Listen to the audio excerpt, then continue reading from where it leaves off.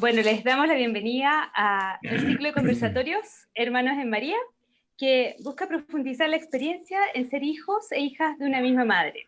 Mi nombre es Patricia Olivares, yo soy hermana de María y estoy en este momento con dos panelistas de lujo con el cual vamos a dar inicio en unos momentos más al tema de hoy, que es ser hermanos fortalecidos en el dolor y en el sufrimiento, poder compartirlo con ustedes también y también entre nosotros, que creo que va a ser una conversación de mucho enriquecimiento.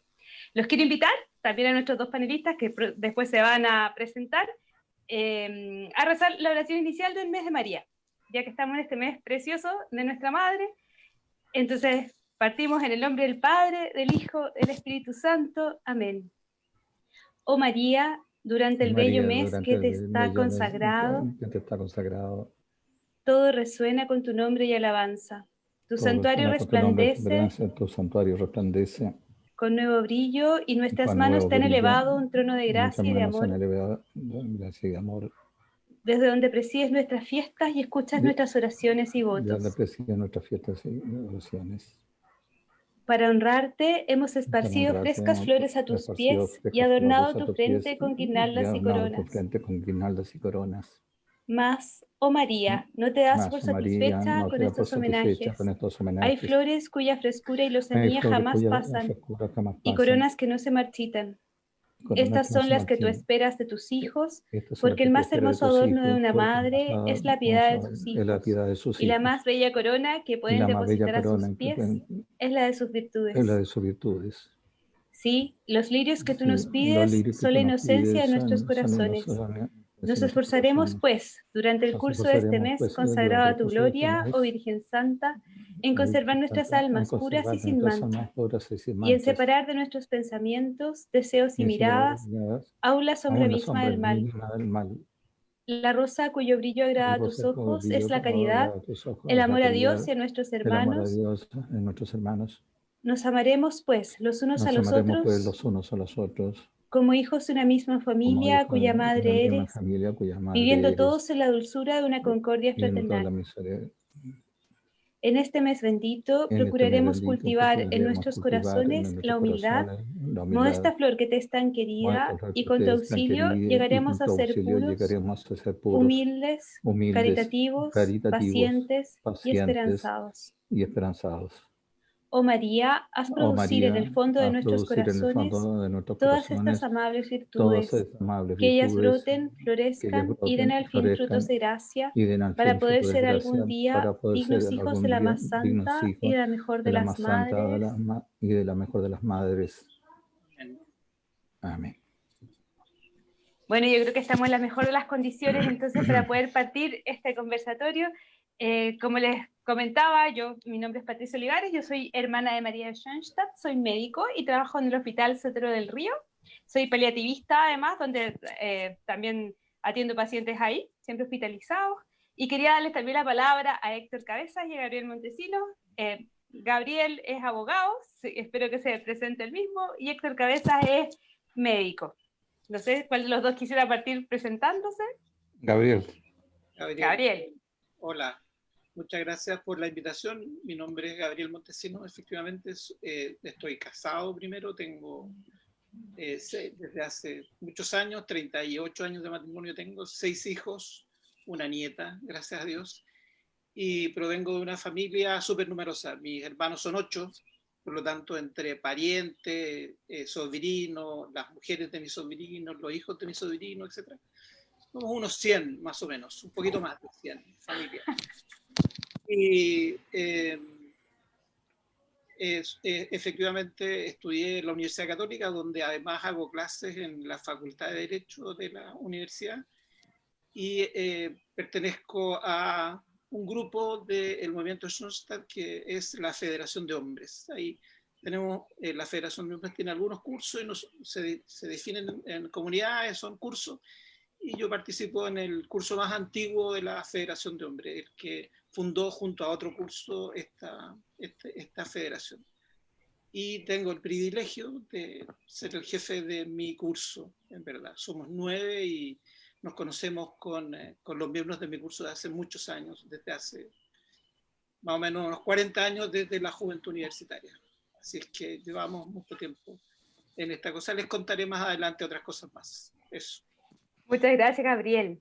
Héctor, por Con favor. con una sana y muy sana envidia de esta espiritualidad mariana que acompaña tantos años ya a Gabriel, y que no me cabe la menor duda que teniendo tanta gente orando, rezando, pidiéndole a nuestra Madre, esté bien, y como uno lo ve, porque ya me enteré que estuvo gravemente enfermo, y uno que ha explicado que a partir de dónde viene esta fortaleza y el Gabriel esté acá.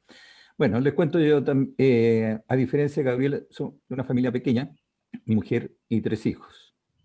Y a su vez mi madre, ya fallecida hace algunos años, que era la matriarca de la familia, hubo un día en que su mente se nubló y esta oscuridad fue progresiva en el sentido mental, orgánico, y con un daño psicoorgánico, un día se quedó dormida. Y mi padre duró muy poquito porque era hipertenso, en ese tiempo no teníamos ningún contacto con la salud, y a los 58 años, que yo pensé que nunca lo iba a sobrevivir esos 58 años, porque quedamos muy marcados, estando en 4º año de medicina, también se fue y quedamos mi mamá y 2 hermanos más. De ahí terminamos de estudiar, estábamos estudiando medicina en la Universidad de Chile, y en forma paralela en esos tiempos era como muy bien visto, no sé, Patricia, si compartiste esa experiencia, pero antiguamente era muy bien visto estar estudiando y a su vez teniendo práctica voluntaria, o sea, de asistente voluntario a un turno en un servicio de urgencia. Y como yo vivía en San Bernardo, un día fui al Hospital Parroquial de San Bernardo, dije, mire, vivo acá en San Bernardo, estoy estudiando en la Universidad de Chile y quisiera integrarme a uno de los turnos. Había que hacer cola, no era llegar y entrar. Así que había una suerte de postulación, quedamos en 4º, donde existía una suerte de carrera paralela. Entonces uno en 4º, 5º, 6º y en 7º habitualmente en el internado a uno le dan la opción de ser o de postular a un cargo que había en las noches, que era el ser auxiliar técnico de anestesia. Curiosamente, San Bernardo, 20 kilómetros del centro de Santiago, no había anestesistas. Entonces, en ese tiempo, el Hospital Parroquial de San Bernardo, la anestesia la daban principalmente las religiosas hijas de Santa Ana, que eran las que estaban permanentemente en el hospital. Entonces, de alguna manera, el que la diera un alumno, o en este caso un interno de medicina ya en 7º, era un poquito un plus que se ganaba en ese aspecto técnico de la anestesia. Y por gracia de Dios yo tuve el privilegio de que 5º, 6º y 7º fui auxiliar técnico de anestesia, entiéndase anestesista en la noche. Lo terrible que, o por último, lo que es no saber la intrepidez que uno tiene cuando no sabe mucho. Sin embargo, eso ayudó montones, porque obviamente cuando nos tocó hacer el internado con mi querida colega acá, uno llega a un internado prácticamente sabiéndolo o habiéndolo hecho ya muchas veces, inclusive que otros colegas ya recibidos. Así que fue muy bonito. ¿Con la hermana Patricia? Sí. ¿Cómo? ¿Te hiciste entrenado junto con la hermana Patricia? No. No, yo entendí eso, ya, ok. No, está bien. Así que ahí empecé. Bueno, esos fueron mis comienzos en el Hospital Parroquial de San Bernardo. Ya lo dije entonces, en el 1980. Me enamoré del hospital y nunca más me fui del hospital. Hice mi especialidad como cirujano y dentro de la cirugía, principalmente dedicado prácticamente toda mi vida a la urgencia, al servicio de urgencia, del cual los últimos 25 años de mi vida fui el jefe de servicio, aparte de hacer turnos. Así que turnos, en el fondo, prácticamente hicimos del año 80 hasta hace 3 años atrás que dejamos ya los turnos. Hoy me mantengo en cirugía en el hospital. Así que a grandes rasgos eso es lo que sería, digamos, como ha sido nuestro quehacer profesional hasta el momento. Impresionante. Sí, yo ya no soy de esa época, probablemente los turnos. Sí, no. Hay más del punto más de investigación, así como más científicas y papers, ya somos como de otra. Pero qué interesante, Héctor. Y también Gabriel, y ahí como con trayectorias importantes, tanto en sus carreras, digamos, como familiar también. 100 personas ahí como familia, yo creo que no es tanta la gente que lo puede contar. Exacto. O sea, con una vocación también muy comunitaria, yo creo que también por lo que contabas acerca de la federación. Y si les parece, vamos, ¿cómo? Además tengo que decir que yo soy el menor de mis hermanos. Como somos 9 hermanos y yo soy el más chico de todos. Entonces, probablemente le dije que vieran este conversatorio y probablemente deben haber algunos de mis hermanos mirando. Por lo menos 100 personas las que hayan, vamos a averiguar cuántos van a... Algunos habrá, por lo menos, sí. Probablemente. Algunos habrá. Sí. Estupendo. Una pregunta, y ahí como ya pudiendo entrar más en materia, ¿cómo Héctor o Gabriel, cualquiera de los dos que quiera contestar primero, cómo fue su primer encuentro? Llegó ese primer momento de encuentro con María. ¿Alguno tiene algún momento, o quizás para otro fue un proceso? Yo te puedo contar. Mira, le conté a Héctor delante cuando conversábamos que yo soy originario de San Fernando. Mi origen es la ciudad de San Fernando. Bueno, terminé el colegio, yo soy hijo de la educación pública, estudié en el Liceo de Hombres de San Fernando. Terminé el colegio y me vine a estudiar a Santiago y después laboralmente me quedé en Santiago y me he quedado siempre acá, digamos. Pero además yo en San Fernando vivía en un barrio, era una ciudad mucho más chica de lo que es hoy día. Y además nosotros teníamos vida de barrio, 9 hermanos, era una vida de barrio con familias grandes, etc. Y en mi barrio, en mi calle había unas señoras que celebraban el mes de María en su casa. ¿Ya? O sea, mis hermanos están ahí, Carlos, mi hermano, se acordará que la Tolita celebraba y su hermana celebraban el mes de María en su casa, la llenaban de flores, la abrían en su casa y uno podía ir cuando era niño al mes de María en la casa de ellas. Esa es la primera imagen que yo tengo de este tiempo, digamos. Y luego me vine a estudiar o sea, dejé mi casa en San Fernando, ahí quedaron mis papás, mi hermano estaban muchos casados ya a esa edad. Yo me vine a estudiar a Santiago y me incorporé, gracias a la invitación de unos amigos míos, a el movimiento de Schoenstatt. Y inicialmente a la juventud masculina en ese tiempo, la juventud universitaria masculina. Uno en Schoenstatt hace una alianza con la Virgen, cosa que yo hice el año 1976. Y después viví una experiencia de comunidad en una cosa que se llamaba Escuela Jefe, que es lo que nosotros hacíamos en la juventud universitaria. Dejé parte de la universidad un año y me dediqué a eso. Después, bueno, y teníamos una comunidad que era un grupo de vida que probablemente los que eran mis hermanos de grupo ahí también pueden estar mirando ahora. Todavía seguimos en contacto, de hecho somos compadres con ellos. Y después de eso, con nosotros seguimos con una comunidad, cuando nos casamos, nos fuimos casando a poco, seguimos con una comunidad de matrimonio que tuvimos durante muchos años y vinculados por esa vía. Bueno, y finalmente esta comunidad de matrimonios terminó porque algunos se fueron del país, otros se fueron de Santiago, se murió una de los miembros de nuestro grupo y quedó uno viudo, entonces se fue desarmando. Y finalmente, desde hace 15 años, me invitaron a participar en esto que es la Federación de Hombres. Por lo tanto, mi vinculación a comunidades vinculadas a la Virgen, al santuario Schoenstatt, etcétera, al santuario de Bellavista en mi caso, es muy cercana, y el hecho de haber vivido en el fondo ahí, nosotros, la escuela jefe, nosotros estaba en Vicente Valdés, que está al lado del santuario en Bellavista. Por lo tanto, hemos tenido siempre un vínculo, digamos, con la Virgen desde todo ese tiempo. Bueno, y ahora en esto de la enfermedad, obviamente que también, y mucho más potente, digamos, porque bueno, no solamente me enfermé yo le contaba a Héctor antes, estuve 6 semanas internado en el hospital, 4 semanas en la UCI, 12 días intubado. Eso es más o menos complicado. Bueno, además les quiero decir que les quiero pedir que rueguen también, porque tengo un hermano mío que está ahora intubado en un hospital, hospitalizado en San Fernando. Y perdón, ¿cómo se llama tu hermano, Gabriel? ¿Ah? ¿Cómo se llama tu hermano? Juan Rolando. Juan.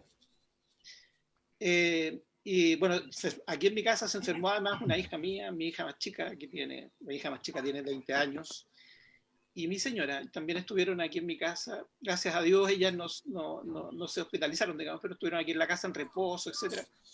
Hay 4 de mis hijos que viven fuera y nosotros vivimos solamente con los 2 más chicos ahora, y bueno, y súper complicados acá, y bueno, ellos preocupados, pero mira, fue súper duro. En realidad yo ustedes deben saber mejor que yo, porque son médicos los dos, que yo estuve en coma inducido, digamos. Por lo tanto, nunca supe mucho en el tiempo en que yo estuve intubado. Todo. Después me enteré, después que ya estaba en estas 2 semanas finales que pasé en el hospital, en cuidados intermedios, en rehabilitación. Cuando terminé esas semanas no podía caminar, tuve que aprender a caminar de nuevo, aprender a hablar, a comer, no podía transportarme solo.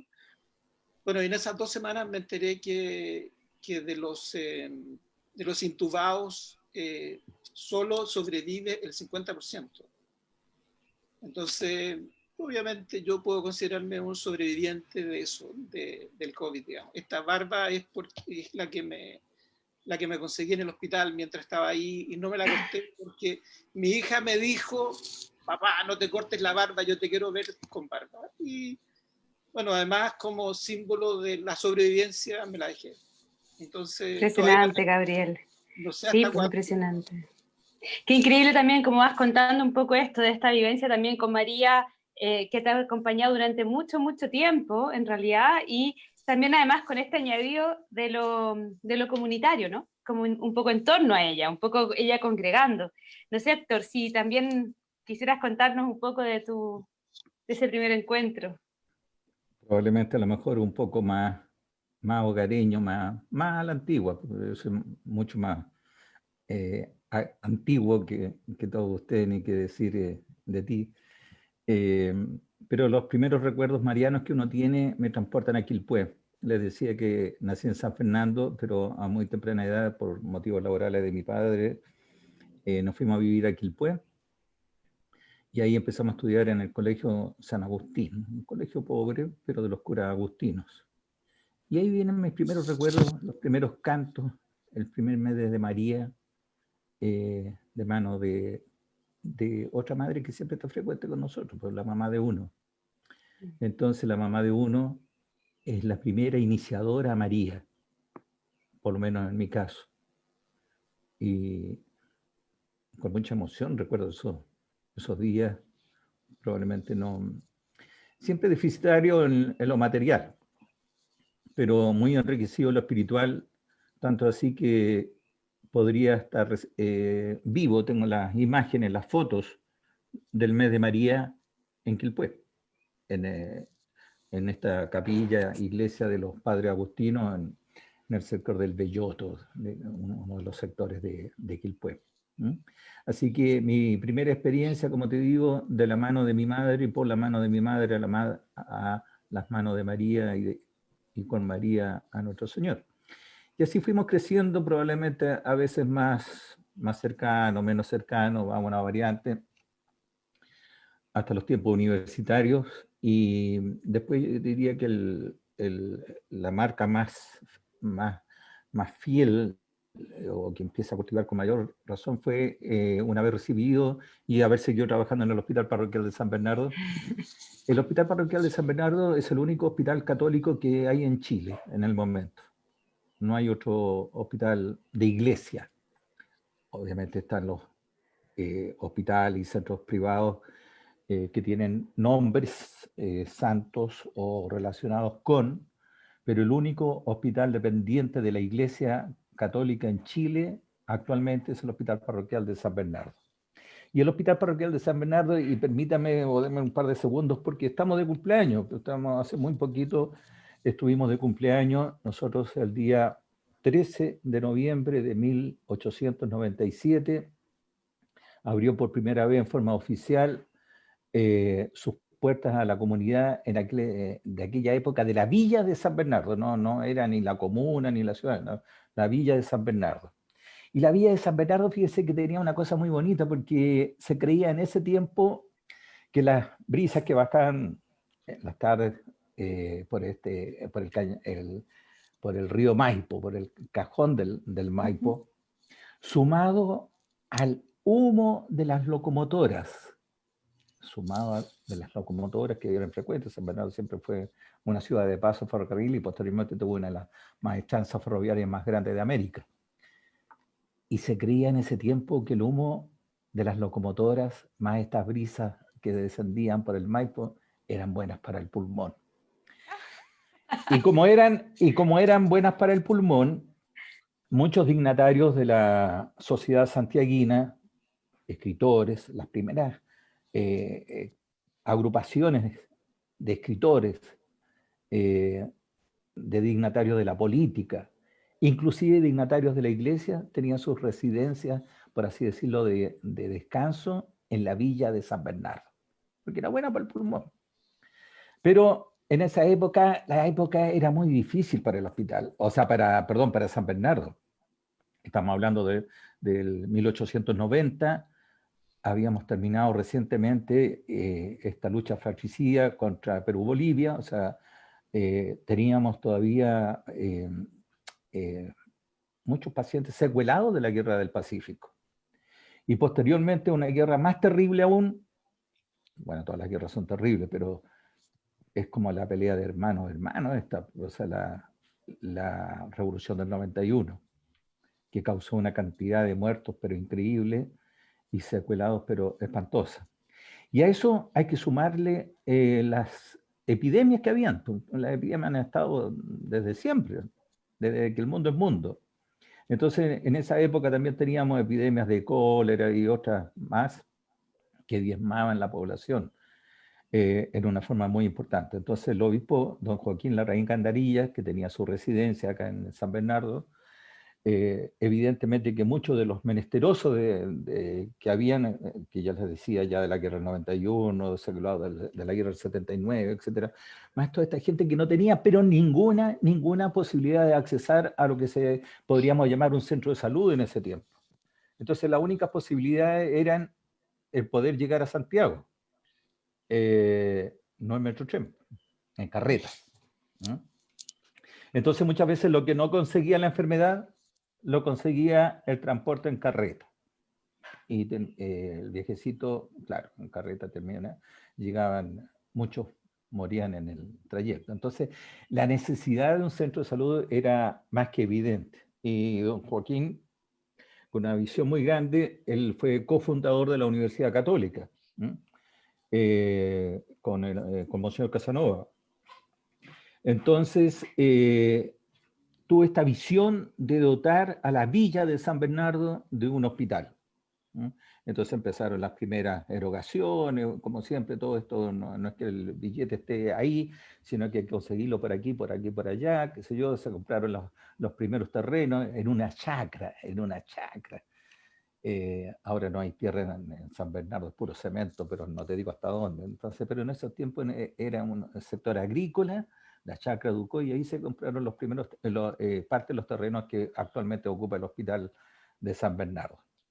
Lamentablemente, pese a todas las creencias del aire, del buen aire de San Bernardo, no tuvo el efecto deseado, y Monseñor Joaquín Larraín Gandarilla entregó su alma en septiembre de ese año 1897. O sea, por un mes y algo no alcanzó a ver su obra. Probablemente el Señor tenía dispuesto de que contemplara desde la Jerusalén celestial, eterna, que contemplara su obra, porque, como les decía, en noviembre de 1897 el hospital abrió sus puertas.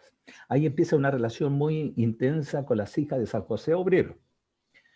movimiento que también ayudó don Joaquín Larraín a formar. Entonces ellas fueron las primeras administradoras, enfermeras, todos eran las hijas de San José, hasta los años 30. Y en esa época se produjo una especie de un quiebre porque el hospital no tenía maternidad y las hijas de San José estaban más para el lado educacional, escolar. Y de hecho están todavía con su colegio en San Bernardo. Entonces rápidamente se tomó contacto con los directores del hospital que había en ese tiempo, con las hijas de Santa Ana. Las hijas de Santa Ana que estaban establecidas ya hace tiempo en Antofagasta, de ahí se hicieron los contactos y llegaron las hijas de Santa Ana desde 1930, en que obviamente se abrió la maternidad, y las hijas de Santa Ana nos acompañaron aproximadamente hasta 1988 acá en el hospital, y posteriormente llegan los religiosos de la Orden de San Camilo, en los cuales tenemos otro médico, tenemos un médico italiano, Pietro Magliosi, y Basil Darker, que es chileno, médico, también religioso camiliano. Así que esa más o menos ha sido, en grandes fácil, perdón, me haya metido un poco en la historia, pero sirve para entender lo que es el hospital parroquial y por qué es un hospital distinto. Somos claro, que es completamente distinto a otra cosa. De todas maneras, claro. Yo no tenía tampoco mucha idea de esta historia. Y claro, tantas historias que tenemos también, Gabriel y Héctor, y aprovechando nomás que mencionabas también Antofagasta, Héctor, aprovechamos de mandar un saludo a gente de Valparaíso y Antofagasta que está mandando saludos en este momento. Así que esas hijas de Santa Ana que venían de allá, también es un gran saludo para ellas. Y en ese sentido también preguntarles un poco, Gabriel ya nos empezó a contar un poco cómo ha sido la experiencia de este tiempo y este mes de María que estamos teniendo ahora, que es tan particular, ¿no? O sea, de hecho lo estamos teniendo de esta manera por los efectos de la pandemia. Quizás si pudieran compartir también con las personas que están viendo, no sabemos cuántas, en este momento por lo menos yo no lo sé, ¿qué les parece? ¿Cómo nuestra madre de alguna manera nos ha acompañado o les ha dado fortaleza a ustedes también en este tiempo? Héctor, trabajando en la urgencia, eso ya es la primerísima línea, porque ya la primerísima, y Gabriel de una manera como también cruenta, diría yo, ¿no? O sea, tan vivenciando esto de la manera, también una primera línea. A mí un paciente me dijo, el familiar de un paciente en realidad hace un par de meses, decía, bueno, a ustedes doctores les dicen que son la primera línea, pero no, me dice, la primera línea somos los pacientes y los familiares de los pacientes. Entonces, quizás preguntarles eso, ¿cómo también para ustedes, nuestra madre querida, que ha sido vivenciada de distintas maneras por los dos, los ha fortalecido, los ha acompañado, o cómo la han visto actuar en este tiempo, en esta tierra? Bueno, mira, en mi caso, para mí ha sido, primero, efectivamente, el médico que me atiende en el hospital, yo estuve internado en el J. Aguirre, el que ha seguido con mi atención después, viendo los controles. En el fondo, un día me dijo, mire, usted tiene que, a propósito de las secuelas pocas que yo tenía de esta enfermedad, muy pocas, me dijo, usted tiene que considerar que es un milagro. Él era protestante y estuvimos conversando sobre ese tema. Y en verdad, yo te digo, yo creo que en mi caso efectivamente es así. O sea, y el milagro para mí es el afecto que yo he sentido de tanta gente. Bueno, primero, este grupo de familias que yo te digo, uno de mis hermanos armó un chat de los hermanos y ahí están, no sé, 80, 90, no sé cuánto, y constantemente se contactan y ahí tenemos noticias, no solamente mías en ese tiempo, cuando yo estaba enfermo, uno de mis hijos contaba, y ahora también una de las hijas de mi hermano cuenta qué pasa con él todos los días, digamos, en ese chat, y nosotros ahí nos enteramos de cómo está evolucionando su enfermedad. Bueno, y también en el tiempo que yo estuve enfermo, uno de mis hijos contaba cómo evolucionaba la enfermedad. Pero para mí ha sido, yo te digo, una manifestación así de solidaridad impresionante. La cantidad de gente que me ha dicho, oiga, yo recé por usted, digamos. Entonces yo creo que efectivamente la oración tiene un peso impresionante, y en mi caso no tengo mucha duda que eso es así. La familia, esta comunidad que te digo a la que yo pertenezco de la Federación de Hombres, no solamente los de mi curso, con los que he conversado y nos hemos visto después y que tenemos una muy buena relación. Clientes míos, una cliente que le dijo a mi señora, pero ¿cómo a él le puede pasar esto? Así como a mi abogado le puede pasar esto. Pues tú, la gente de la universidad, la Universidad Católica en la que yo trabajo, el decano, la vicedecano, el director de la escuela, el director de mi departamento, mis compañeros de trabajo en el departamento de práctica en el que yo hago clases en la universidad. No, ha sido en verdad manifestaciones de solidaridad muy grandes, digamos. O sea, que tú dices, bueno, esta enfermedad es complicada, es muy complicada, y yo le he dicho a mucha gente, oye, cuídese. Y le mandé a mis hermanos a través de este chat que tenemos una nota cuando estás hospitalizado, por o sea, qué sé yo, un audio que pudimos grabar con uno de mis hijos, y les dije, cuídese de esta enfermedad, porque realmente es una enfermedad terrible, te puede salir por cualquier parte, digamos. O sea, me dijeron los médicos, mire, no sabemos exactamente lo que puede pasar, cada persona puede reaccionar de manera distinta frente a esta enfermedad, por lo tanto, en su caso podría ser así, podría tener secuelas, etcétera. Yo tuve, por ejemplo, una enfermedad después que estuve en rehabilitación ahí en el hospital, una enfermedad que parecía esta que da manchitas, ¿cómo se llama? Da mancha, sí, que da cuando uno es chico. Una sarampión, una alfombrilla, y te da varicela, y te salen las costras, la varicela, la peste cristal, Exactamente. Entonces me dijeron, mire, a usted le puede pasar, cualquier cosa, digamos, con esta enfermedad. Efectivamente no sabemos cómo funciona, no podemos ver este bicho que es tan chico que no lo podemos ver porque no tenemos microscopios que puedan mirarlo, digamos. Aquí en Chile puede haber uno o dos. De hecho, yo tengo uno de mis hijos que es biólogo marino y que trabaja con microscopio, y conversé el tema con él. Me dijo, sí, papá, no lo pueden ver, yo creo que hay 1 o 2 microscopios en Chile que podrían ver este bicho. O sea, en general, en los hospitales, los médicos no lo pueden ver, digamos. Eso me dijo el médico también en el hospital que me atendía. Es increíble, Gabriel, también creo yo, toda esta experiencia como de vulnerabilidad, ¿no? Sí. Sí. Como... Bueno, mira, y otra cosa que yo te quiero comentar y que no puedo dejar de hacerlo es del personal médico. Ustedes son médicos y están en eso. Pero te digo, o sea, cuando yo estuve en la UCI no me di mucha cuenta. Bueno, o sea, incluso me dijeron que yo era mañoso, probablemente por la edad que tengo. Pero después, cuando estuve esas 2 semanas en este cuidado intermedio, en rehabilitación, donde me atendían para caminar, etcétera, yo te digo, yo encontré realmente admirable, primero, la organización del hospital. La atención eran puros médicos jóvenes. De hecho, se lo dije al médico que me atendía y me dijo, no, es que los más viejitos los mandamos para la casa para que se cuiden, digamos. Entonces los que habían eran médicos jóvenes y enfermeras jóvenes, pero te digo, de una dedicación impresionante, que yo se los dije.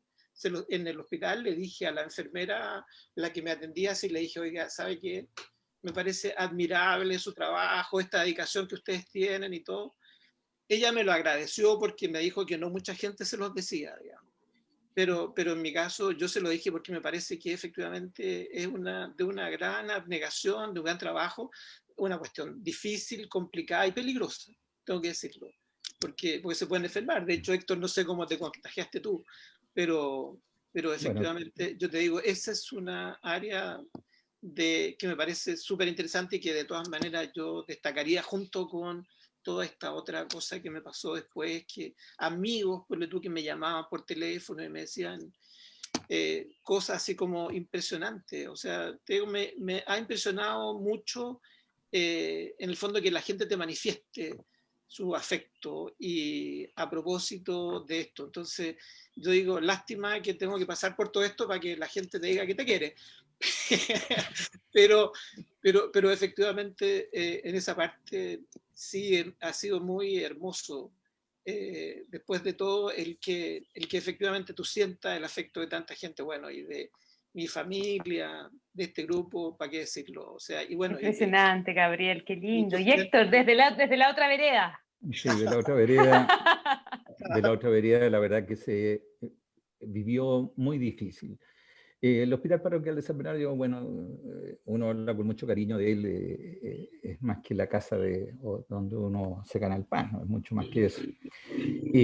Pero es un hospital chico, sí, en comparación al Hospital Aguirre, que lo conozco perfectamente porque ahí hice mi estudio. Con suerte será un 5%, un 10% del hospital, quizás menos. Y son dos los hospitales que hay en San Bernardo, el Hospital Parroquial de San Bernardo y el hospital que es del Servicio Público, el Hospital El Pino. Entonces nosotros hicimos, de alguna manera, dijimos, los primeros días, estamos empezando a hablar de marzo, abril, por ahí, habíamos inaugurado, estábamos por inaugurar 3 pisos. ¿no? 3 pisos que lo obtuvimos porque todos lo hemos tenido en esta vida a raíz de cosas raras. ¿sí? Entonces, gracias al terremoto de 2010, perdimos nosotros 70 camas, y perder 70 camas nosotros vivimos de lo que hacemos un convenio con el Ministerio de Salud, entonces se nos paga por las atenciones prestadas. Entonces, sin cama no tenemos cómo producir, ya, dejando todas las acepciones de la palabra producir en este caso, pero dar atención de salud, y por eso tenemos un pago. Entonces 70 camas menos para nosotros fue una pérdida, pero espantosamente grande, que las perdimos con el terremoto. El terremoto, acuérdense que yo les contaba que y hay zonas que son de esa época, pues de esa antigua. Sí, claro. Murallas de 1 metro de espesor, los muros de adobe. Pero ¿cuántos terremotos ha resistido el hospital? Hasta que obviamente las partes van cayendo. Bueno, gracias al último terremoto logramos, después de mucho tiempo, tener un mini edificio con 3 niveles. Entonces en el primer nivel dijimos, vamos a dejar la mitad de lo que están para el lado de la avenida Colón, qué sé yo. Entonces aquí vamos a dejar 20 camas para los COVID. y estas otras 20 para atender a las otras enfermedades. El piso, en el segundo piso, es el sector quirúrgico, toda la cirugía. Y en el primer piso está la unidad de cuidado intensivo, cirugía ambulatoria, etcétera, etcétera. Entonces nosotros estábamos esperando, así como en la guerra, así, sí. Teníamos esta mitad toda para COVID. No había pasado mucho tiempo cuando teníamos esa mitad más la otra, y rápidamente se empezó esto a derramar. Habíamos empezado el tercer piso, derramó el segundo piso, se nos empezaron a enfermar, obviamente, todo el personal. Entonces, los agentes, aquí los doctores superestrella o enfermeras superestrella no es muy así. Entonces, la primera línea es muy relativa, la primera línea, el que está al contacto, el que mantiene limpio, por ejemplo, un pasillo de un hospital, es primera línea.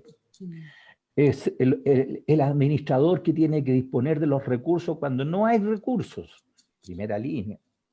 Bueno, estamos en la parte técnica, nosotros llegamos a los cirujanos que tienen que ver en una enfermedad infecciosa.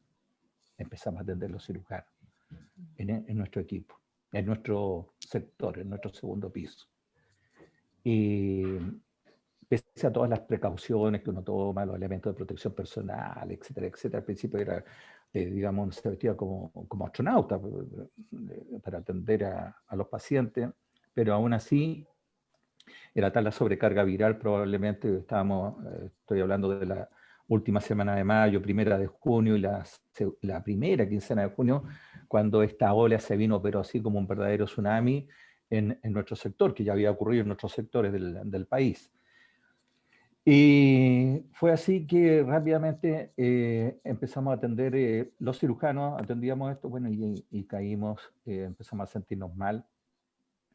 2 PCRs en el hospital resultaron negativas, pero de que te sientes mal, insistí, qué sé yo.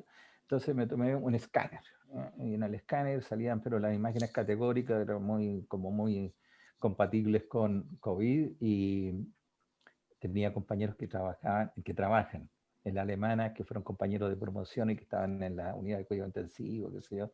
Entonces rápidamente comunicándonos con ellos, sobre todo mis hijos y mi señora mantenían este contacto, y la cuestión iba de mal en peor, porque ya estaba diagnosticado por imágenes, pero la evolución fue empeorando a tal punto que se pensó que podría tener un tromboembolismo pulmonar, que es una afección pulmonar que es muy seria. Entonces, por el contacto telefónico, no, a hospitalizarse de inmediato. Y yo tenía un miedo pánico, no quería irme a hospitalizar. Me tuve porfiado nomás. En tu hospital. Pero, en tu hospital. Yo solo me hospitalizaría en el centro del río. Claro, solo, más que ir al parroquial o ir a la alemana, en este caso, que es donde estaban mis compañeros de curso, era lo que ya habíamos visto que es lo que estaba ocurriendo. El dolor, como tú quedabas, porque tú entrabas con diagnóstico de una neumonía por COVID y entrabas, pero no sabías si ibas a salir. Y trasponías una puerta y toda tu familia de ahí para atrás. Eran tiempos en que no había visitas, la información se daba vía telefónica, una información que indudablemente no siempre es oportuna o no siempre tiene la calidez de mirarte a los ojos y decirte, mira, lo que está ocurriendo con tu papá, con tu hermano, qué sé yo, es tal cosa. Mira, Gabriel está en estas condiciones. Y explicar, esa explicación había. O sea, había una soledad increíble. Y yo el principal miedo que tenía era de morir solo. Te lo digo. Mi gran temor era morir solo, entonces yo dije, si el Señor quiere que lleguemos hasta acá, llegaremos hasta acá, estoy en sus manos, pero me gustaría morirme en mi cama. Empezó a tocar la tripulca y la casa, qué sé yo, pero ¿cómo? Por supuesto. En fin, la cuestión. Y negociamos. La negociación.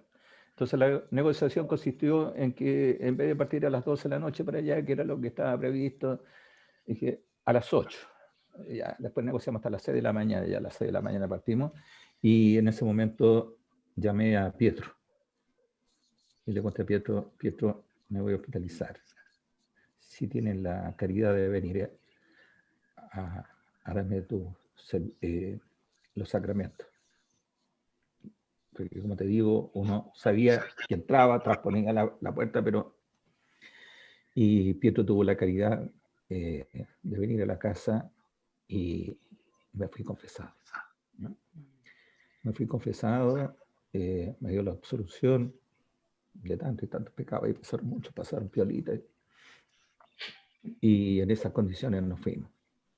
Y fue muy triste porque pese a todos los contactos, qué sé yo, mi mujer también es enfermera, qué sé yo, en fin, aún así es el no saber del otro lado qué está ocurriendo, porque aún con todos los contactos había y por haber, no estamos hablando del hospital parroquial o el hospital El Pino, no, estábamos hablando de la alemana, buen nivel, qué sé yo, en fin, como en el Jota ahora también, a otro nivel se suponía, pero la información al otro lado no llegaba, y era la incertidumbre de saber qué está pasando. Entonces, pues esto me contaba mi mujer que, o sea, gracias al contacto, la cuestión viajaba para saber que sí, porque uno todavía estaba vivo, y después que estaba en tales condiciones.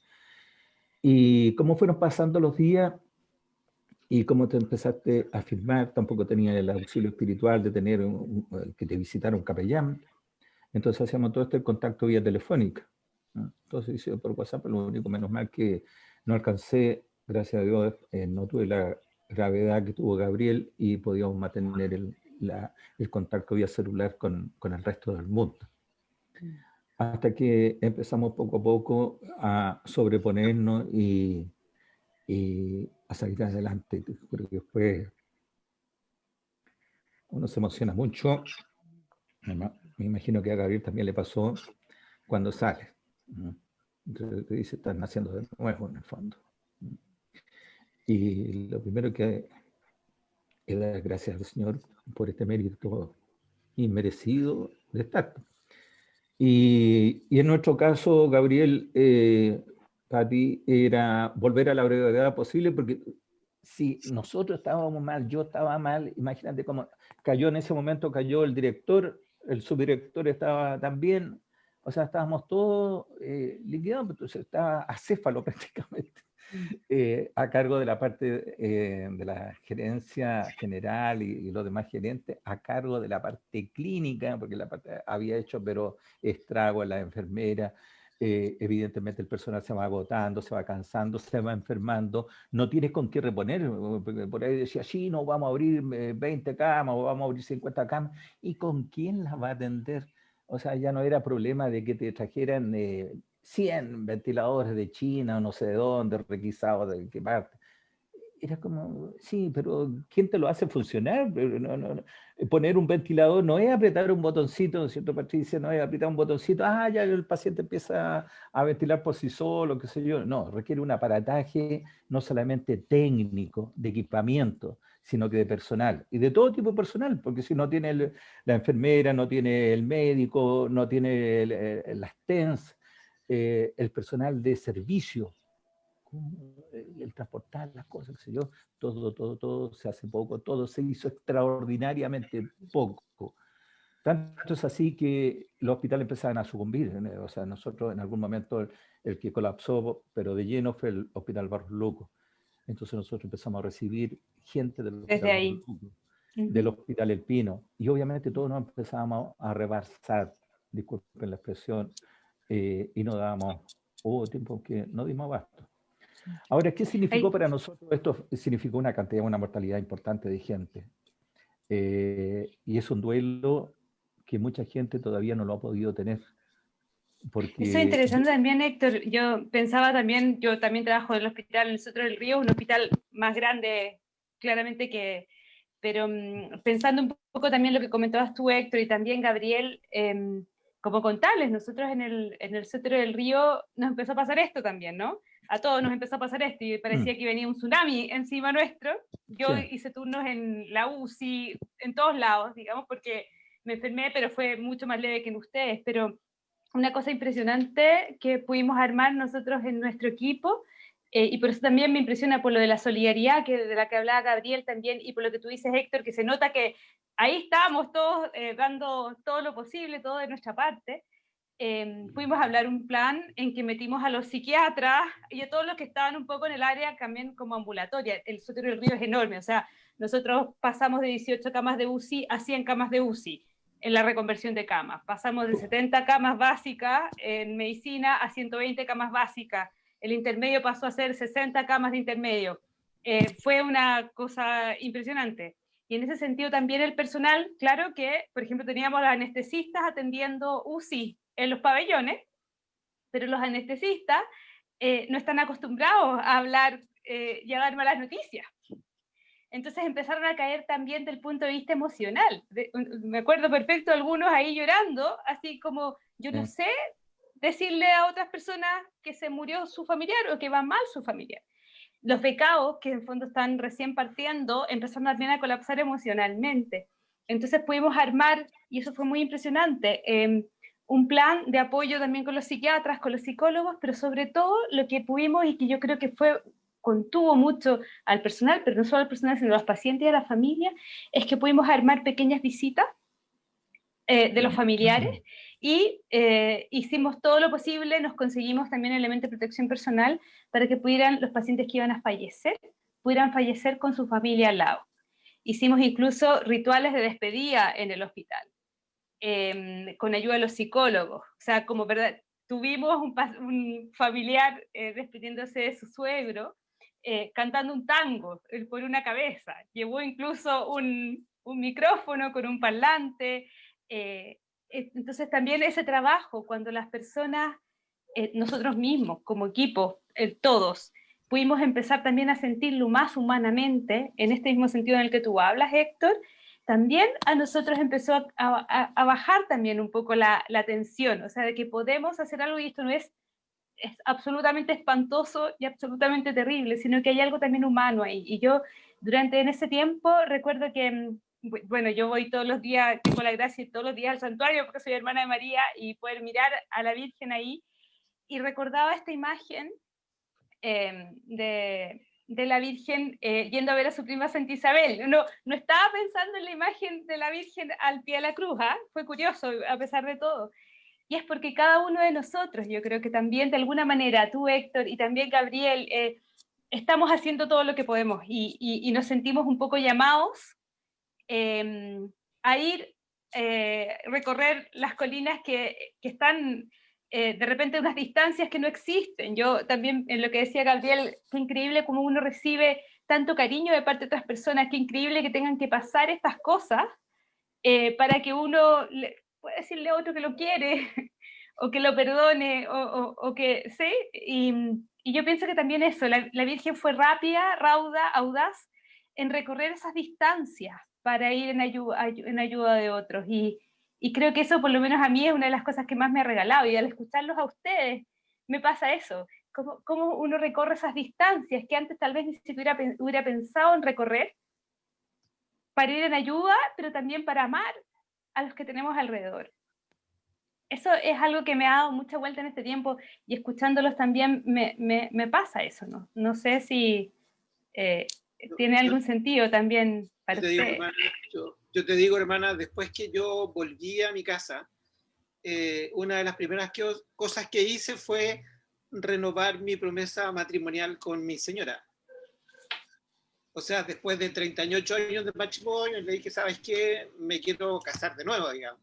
Porque efectivamente uno arma de nuevo los afectos. Entonces ¿cómo efectivamente estas cosas provocan que esto que uno pueda decirle a los otros sin temor en el fondo decir, mira, yo soy sobreviviente de esta enfermedad y puedo decirte que te quiero, digamos, y decirle a otra gente que efectivamente la quiere, a otra gente que se cuide de esta enfermedad que es súper peligrosa y que no es solo un problema de uno, sino que es un problema de muchos.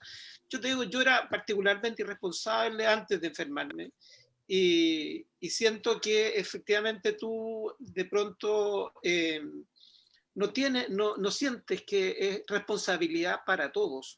O sea, yo efectivamente, yo estuve enfermo, pero entiendo que efectivamente otros sufrieron por mi condición, mi familia, obviamente, mis hijos, mi señora, mis hermanos, mis comunidades, la comunidad en la que yo participo, mucha gente que lo sentía, digamos. Entonces, claro, el cuidado no es, o sea, no es solo por uno, es también y principalmente por los otros, por ustedes, por los médicos, por quienes te atienden en el hospital.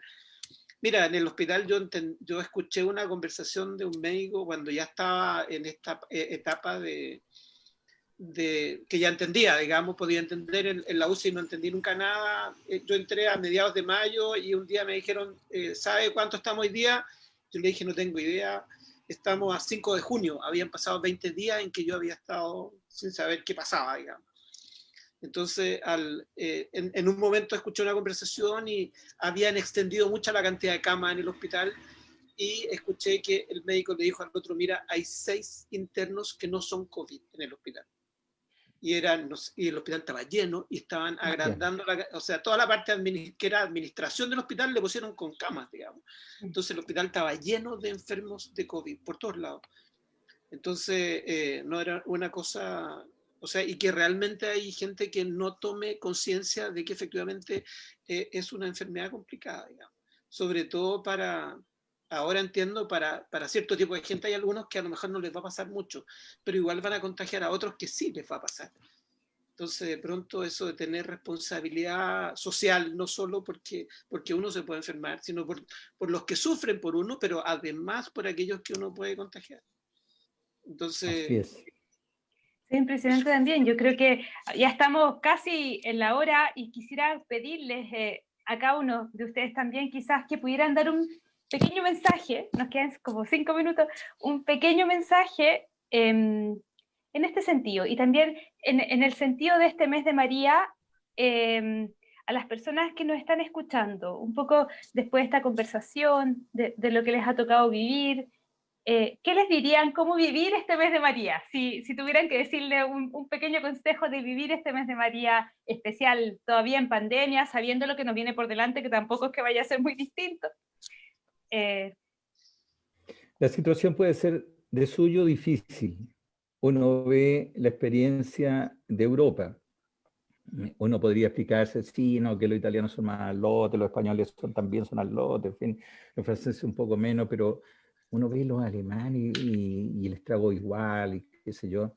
Entonces las posibilidades, como dice Gabriel, de responsabilidad, porque esto ya no es una responsabilidad conmigo mismo, es una responsabilidad para con los demás. Es un llamado, una súplica a colaborar, porque esta es una pega de todos. Esta no es una pega del sistema sanitario chileno. No es una pega de un ministro que lo hizo mejor, o bien o peor, que eso no es el problema. No es el problema de los hospitales, es el problema cómo nos cuidamos nosotros. ¿Cómo nos cuidamos? Las cosas son bien elementales. ¿Cómo nos cuidamos en la parte espiritual? ¿Cómo nos cuidamos de si caemos? Yo había omitido contarles de que el apoyo me parece tremendamente loable. Ustedes son chestatianos y la Mater evidentemente que está ahí, están de su manito, están de la mano de ella. Con la gracia del Señor estamos en el 4º año de formación diaconal. Esperamos algún día servir al Señor en el diaconado permanente. Así que recen por este servidor para que podamos servir a la Iglesia del Señor en el hospital, el área que uno siempre me ha pedido o ha notado Monseñor Juan Ignacio, de que es un área muy falente de la presencia de Dios en el hospital.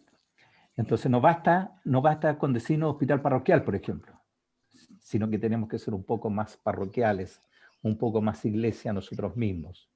Todos estamos llamados a ser no solamente los que trabajamos en el parroquial, sino que en el mundo del derecho, en la medicina, en la ingeniería, donde sea, en el rubro donde sea, está el cuidado. Y el sentirnos, hermana, fíjate que mi querida Pati, yo por razones obvias, quizás me sentí más como María en la cruz, ante la cruz, ante el dolor intenso, no solamente porque ya te reparaste, te recuperaste, que si tuviste antes el susto, que diga que no tiene susto, mentira. Todo lo tenemos, o todo lo tuvimos, sí, uno más que otro, pero ese temor se siente. Es cómo somos capaces de unificar nuestro dolor, ¿no? El sentirnos hermanos en el dolor. Y yo creo que María nos ha entregado este mensaje tan claro de ser hermanos en el dolor, pero ese dolor que no se transforme en una desesperanza. Porque ahí es donde está el peligro de caer en la jarra del innombrable, que quiere que justamente, o nos quiere conducir a la desesperanza. Y ahí es donde está el poder tomarnos de la mano unos con otros, de nuestra mamá, para mantener la esperanza. La esperanza en no pedirle al Señor que se baje de su cruz. No caigamos en ese pecado. Sino que en esperar con fe, con esperanza, con caridad, la resurrección de Cristo y participar de su gloria a través de este anticipo que en María nos está acompañando. Precioso, Héctor, muchas gracias. Gabriel. Bueno, mira, yo quiero decir que efectivamente aprovechemos ojalá este mes para decir que nos queremos. O sea, a los cercanos, a los que yo tengo, a mí. Yo creo que el amor de Dios y el amor de la Virgen María no es distinto al amor que uno puede sentir por su mamá, por su papá, por su señora, particularmente por sus hijos. Por lo tanto, en la medida que uno le pueda decir a los otros, a los demás, que siente afecto, que los quiere, que ojalá los otros también sientan que el amor de Dios les llega por esa vía. O sea que en el fondo si el papá es capaz de decirle a su hijo que lo quiere, le está diciendo como si fuera el Padre Dios que le está diciendo que lo quiere. Entonces yo digo que aprovechemos este tiempo, ojalá este mes, para hacer esta posibilidad de decirnos a los demás, mira, nosotros somos una comunidad y nos queremos. Y por mucho que estemos sufriendo, que suframos, pero yo creo que es hermoso sentir efectivamente que uno tiene el afecto de otros, de quienes están cerca y particularmente de la familia, digamos. Por lo tanto, yo les diría, el mensaje mío es aprovechen este mes y aprovechen estas cosas del mes de María para decir que se quieren y que la Virgen está ahí y que el Señor está ahí también para querernos. Eso. Muchas gracias. Creo también aquí ha llegado algunos mensajes. Quería nombrar a Irene Mancilla, que nos cuenta que es de el Hospital Roberto del Río. Les da muchas bendiciones a Héctor y a Gabriel por su testimonio, y les da también muchas gracias por la esperanza. También nos llegó un saludo del Hospital de Panguipulli. Así que también eso también les quería mencionar, y quería pedir ahora que vamos a rezar, simplemente para terminar este encuentro, agradecerle a los dos, pedir especialmente por Juan Rolando Montesinos, pedir por el hospital parroquial también en esa hermosa misión y tan particular, ¿no? Y por Héctor también en tu camino hacia ese diaconado permanente, y pedir también, yo creo que por todos los que están enfermos ahora, por los que han estado, por los que están recuperándose, pedir por nuestro país, y pedir, yo creo especialmente, me llegó particularmente esto de que seamos iglesia, ¿no? De que seamos una iglesia que nos demos las manos unos a otros y que tengamos esa valentía para decir y expresar el cariño sencillo, normal, que podemos tener hacia otros. Entonces, simplemente yo pedí que pudiéramos rezar juntos el Acordaos, que va a ser cantado en realidad, para que podamos tener ese momento de oración. Entonces, pongo también todas estas intenciones aquí y nuevamente les agradezco. Y vamos a escuchar la canción. Muchas gracias. Muchas gracias.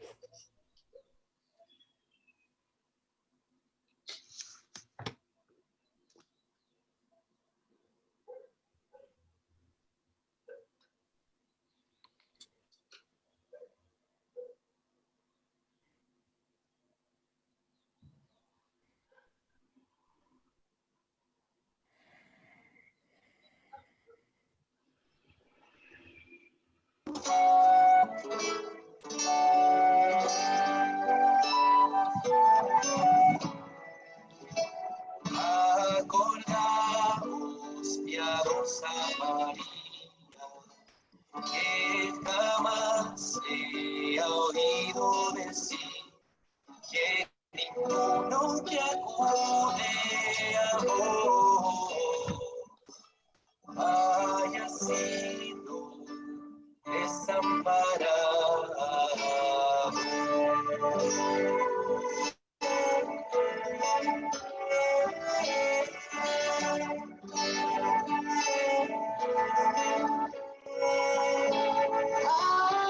Animada con esta confianza, a vos acudo, oh Madre, y bajo el peso de